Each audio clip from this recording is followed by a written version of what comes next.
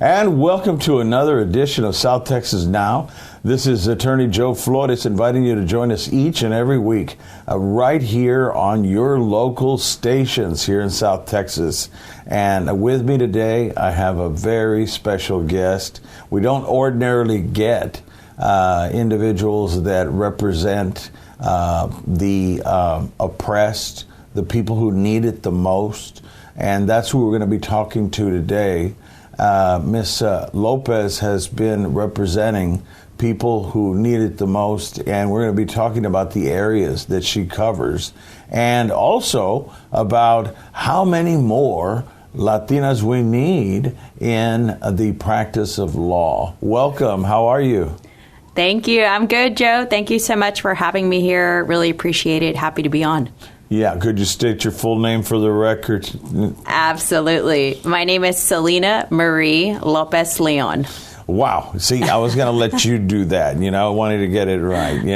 I was I was thinking your husband was going to come on, but you have your other responsibilities, and that is you have a baby. How old now? Yes, we have a 2-year-old. So we have 4 kids total. So we have our own law practice. We're usually running around. He's on dad duty today while he's working, taking care of the 2-year-old. So.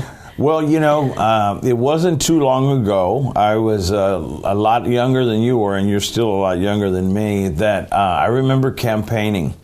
And it used to be just these old fuddy-duddy traditional males about my age now that served on the bench and did stuff. And at that time, you had people that had, children like yourself and raising a family.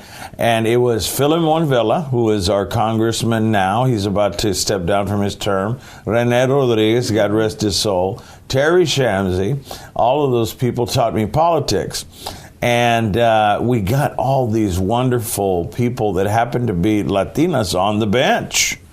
And to serve. And back then, and even now, I was talking to my daughter. She's thinking about entering the law practice, or the practice of law, rather. And there's a lot of underrepresented in the area of the law that are female and Latina. Can you tell us a little bit about your experience going through that? Yeah, absolutely. So, when I was younger, I grew up in South Texas in Corpus till I was 12. So we've got a good representation of Latinos here in our community. But my dad got transferred, and I went to a school called Friendswood High School, is where I graduated from. And there was like 0.08% Hispanic rate there. So it kind of started there, where I was totally put in a different environment. But I thrived. I had a great time. I was drum major in high school, went off to college. It's funny that you mention about Latinas in the legal field specifically, because I started to realize a little bit. I went to law school out of state, the University of Missouri, just for a different opportunity. And there was an underrepresentation of Latinas there. And my friend and we started the Hispanic Law Student Association at our law school to address and bring awareness and more diversity and just make people aware of the need for diversity. And that was really cool. And I was in the National Hispanic Law Student Association. I represented the Central Region, where I was elected at the national conference for law students, which was pretty cool. But most recently, I got into this program. I was selected. It's 20 Latina lawyers from around the nation who have been practicing at least 10 years. And it's run through the Hispanic National Bar Association, and it's called the Latina Executive Leadership Program. And it's to help Latina lawyers rise and to help each other and address issues. And one thing that I learned when I got into the program, that of all the lawyers in the entire United States, only 1.04% are Latinas. 1.04. That is underrepresentation. Yes. And it blew my mind. I didn't realize that. Being down here in South Texas, I had the opportunity to be around a little bit more than I think some other Latinas in other locations in the United States. I've had some great mentors, Latinas, judges, attorneys. And I didn't realize how low that number was. And once I learned that, anytime I hear about a Latina, such as your daughter, thinking about going to law school, I tell them, hey, reach out to me. Let's go have coffee. Let's have lunch. I've met with young women and try to inspire them or push them, or, hey, if this is what you want to do, do it. We need more Latinas in the legal field. We need people like us to represent individuals. It's necessary, and you can do it. Well, it's amazing that, and I know where Friendswood is. I went to South Texas College of Law, and like yourself, I felt like I was underrepresented. I walked in there, and there was maybe 5 other Latinos in a whole section that I had of 100 plus people, and a lot of people were from East and West Texas, and I made some of the best friends that I could ever expect to make. But it was a culture shock. Before then, I'd worked in Houston and Dallas and San Antonio in the medical field. Well, in the medical field, you have diversity like you won't believe, right? In the law field, it's a lot different. So I wanted to ask you, being a Latina, and I remember your mom, how proud she was.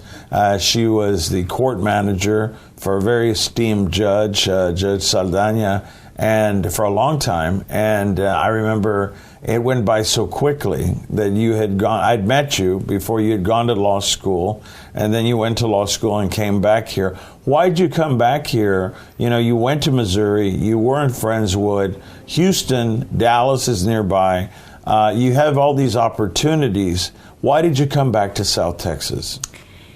After I graduated high school and went off, my parents moved back down to Corpus Christi, so they were back here. So I would come down and visit on all my college breaks and be down here. To have an opportunity to be in a community such as this, where they call it a big little city, here in Corpus Christi, to have the diversity, the culture, my family, I missed it.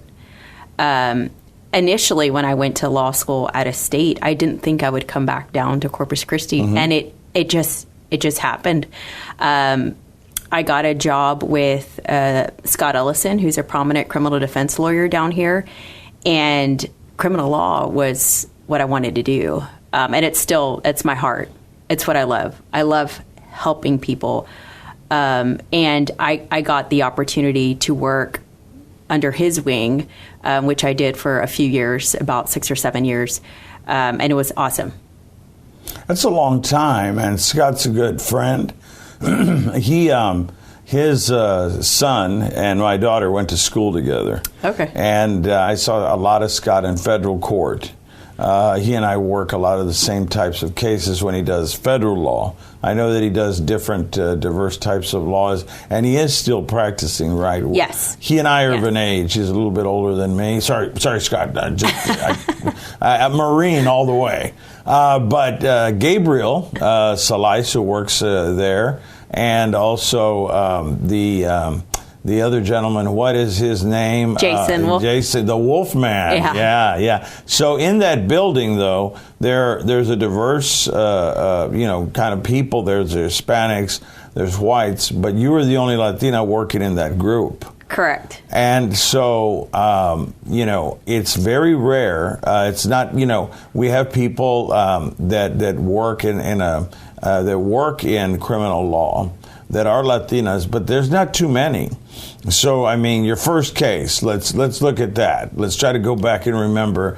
You weren't the traditional, I'm going to be a DA and get a year experience or two and try these cases. And really, you don't have a choice. They make you try a case. Here on the other side, on the defense side, it's for all the marbles, a person's freedom. When you're in no criticism to the people that work in the DA's office. They do an excellent job. But win or lose, you're still going to get a paycheck. Mm-hmm. And win or lose, you're going to get some, you're going to get some teasing about it. But on the defense side, it's for all the marbles. So let's talk about some of those early cases in your career. So it's funny that you mentioned that most people start out on the prosecutorial side for the state to get their feet wet and do little misdemeanors and whatnot. Well, I went straight to defense. So my actual very first jury trial, I had been licensed for 6 months, and it was my case all on my own, and it was in district court, which was a felony. I never tried a misdemeanor before I did a jury trial in district court. And it was in front of the Honorable Judge Banales, who was probably one of the most intimidating judges. I love him and I have a lot of respect for him. But at the time, it was my very, very first time in trial, and I was Maximum Manuel. Judge, don't be mad for me saying that. I know you do traveling, but we used to call him Maximum Manuel. I mean, there was one. He was legendary for. He gave a guy a year for every pound of marijuana the guy got busted with. He was one of the first judges to make sexual offenders put signs in front of their house, and I mean, so he did a lot of things that gave him that national thing. So the pressure was on. Oh, big time. And even more so because it was a failure to stop and render aid. So my client was driving a car, and a transient came out in front of him. He didn't see her, and he hit her, and she died. So there was a death involved, which made it even more serious. But also, my client was an illegal alien. So that's why he ran. So if he got convicted, he was going to get deported. So when you took on that case, there was ICE, the Immigration Customs Enforcement involved, I'm sure. So he wasn't necessarily on bond. In fact, he probably didn't have a bond. No, he was in custody. Well, we're going to take a break. Everybody, grab your popcorn, pickles, and soda, because this is going to get interesting. And you're watching Ms. Lopez here, who is one of the few Latinas who tries heavy-duty cases. When we come back.